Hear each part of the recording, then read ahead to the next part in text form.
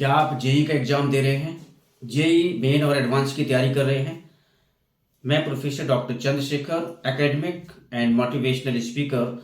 आज हम आपको बताएंगे कि आपका जेई मेन का एग्जाम जो आप दे रहे हैं उसमें कैसे आपको सफलता हासिल होगी, आपको क्या क्या सावधानियां ध्यान में रखनी पड़ेगी। ये बहुत जरूरी है आपके लिए, क्योंकि हम तैयारी तो करते हैं सारे पूरे साल, इंस्टीट्यूट में जाते हैं, कोचिंग कॉम्पिटिटिव इंस्टीट्यूट में जाते हैं, लेकिन बहुत सारी ऐसी बारीकियां गलती होती हैं जिनका हमें ध्यान रखना चाहिए और वो बहुत जरूरी है आपके लिए। आप बिल्कुल ध्यान से सुनिएगा, क्योंकि एग्जाम आपके सिर पे हैं और एग्जाम आपके स्टार्ट हो चुके हैं। और क्या क्या सावधानियां रखनी है, आपने जो भी इस साल में पढ़ा है दैट इज वेरी गुड। आपने जो भी पढ़ा है उसका जरूरी है। बच्चे तीन तरीके के एग्जाम देते हैं। बच्चा बीटेक करना चाहता है या बीई करना चाहता है, बी प्लानिंग, बी आर्क, उन सारे केसेस में आपको जेई का एग्जाम देना अनिवार्य है। अब सावधानियां क्या हैं?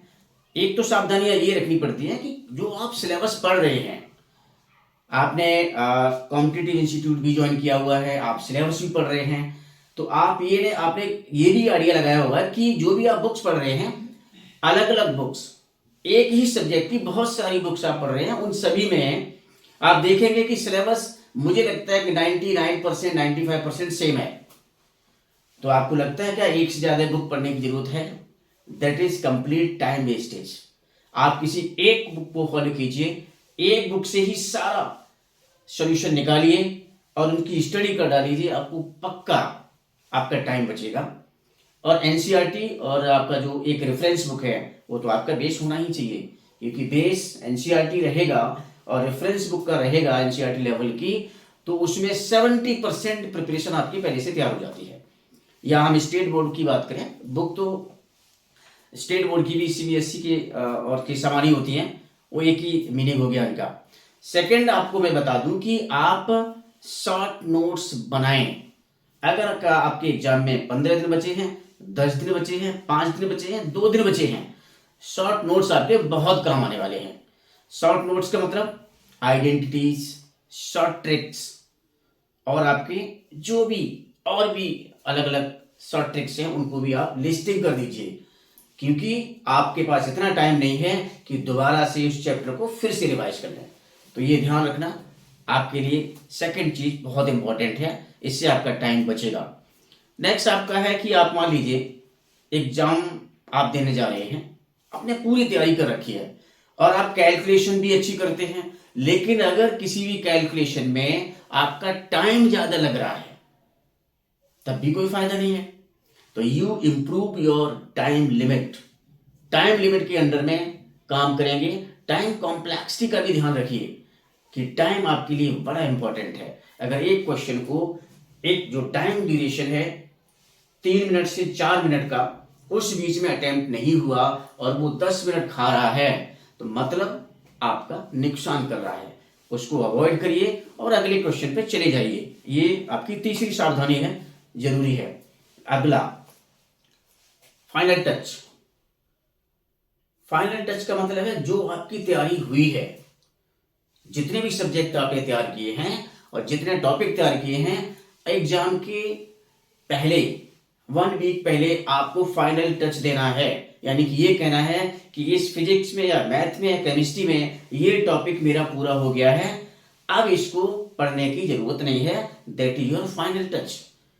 बहुत सारे बच्चे ऐसे होते हैं कि एग्जाम वाले दिन भी सारे सिलेबस को लेके दोबारा पढ़ रहे होते हैं, जरूरत नहीं है।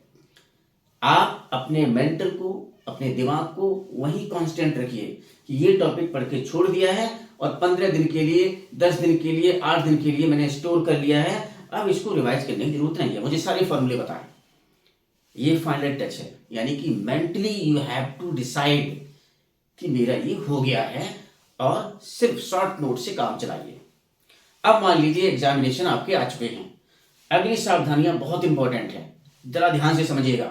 एग्जाम हॉल के अंदर आप एंट्री कर चुके हैं और आपको क्या क्या सावधानियां रखनी पड़ेगी ये आप बहुत ढंग से सोचिए। ड्यूरिंग एग्जामिनेशन आप क्वेश्चन पेपर को ध्यान रखिए, जो आपका टॉपिक बहुत ही इंटरेस्टिंग है। फिजिक्स, किसी की फिजिक्स अच्छी होती है, किसी की केमिस्ट्री अच्छी होती है और किसी की बायोलॉजी, किसी का मैथमेटिक्स। आपका जो भी है हालांकि बायोलॉजी नीट एग्जामिनेशन के लिए होता है, जो मेडिकल की तैयारी करते हैं। अब जो सब्जेक्ट आपका बहुत इंटरेस्टिंग है, जिसको आपको मजा आता करने में, उसके क्वेश्चन पहले करिए क्वेश्चन पेपर में। क्यों? क्योंकि आप उसको अच्छी तरीके से कर पाएंगे।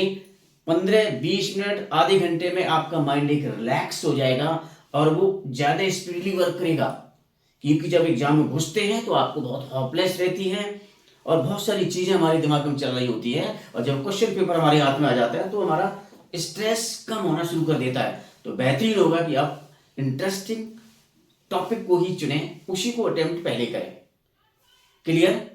नेक्स्ट आपका आ गया कि आप क्वेश्चन पेपर को रीड मत करके टाइम वेस्ट ना करें। मतलब क्वेश्चन पेपर को रीड करने की जरूरत नहीं है। जब आप उसको सॉल्व करना शुरू करेंगे तो रीडिंग तो हो ही जाएगी इसकी। आप पहले इसको रीड करते हैं, फिर धीरे देखते हैं क्या करना है, ऐसा मत कीजिए। तो आप क्वेश्चन पेपर को टॉपिक उठाइए और इतना स्टार्ट कर दीजिए। उसको पूरा पढ़ने की जरूरत नहीं है, क्योंकि पढ़ने में आपका टाइम चला जाएगा। 10 से 15 मिनट भी चले गए तो आपका टाइम वेस्ट हो गया। ठीक है। अगला जो हमारा आता है कि आप कभी कभी हम क्वेश्चन को अटेम्प्ट करते हैं खूब ढंग से, लेकिन एक ही प्रॉब्लम के एक से ज्यादा सॉल्यूशन दिए नहीं होते हैं। कभी कभी हमारा उसको अटेम्प्ट या उसको सॉल्व करने का तरीका गलत होता है, तब भी आंसर मैच करता है। सही होता है तब भी आंसर मैच करता है। तो you have to need the cross question, यानी कि क्रॉस चेक कीजिए आंसर को। आप अपने आंसर को क्रॉस चेक करें कि ऐसी सिमिलरिटी कहीं है तो नहीं। It is clear? ये ध्यान रखना। और डीप लर्निंग, क्वेश्चन को ढंग से समझिए, पढ़िए, उसके बाद इसको सॉल्व करिए। Thank you. और आप सभी लोगों को अगले सेशन 2 की भी तैयारी करनी है, कि सेशन 2 आपका 2 फरवरी से इसका रजिस्ट्रेशन स्टार्ट है और अप्रैल में इसके एग्जामिनेशन है। All the best, best of luck.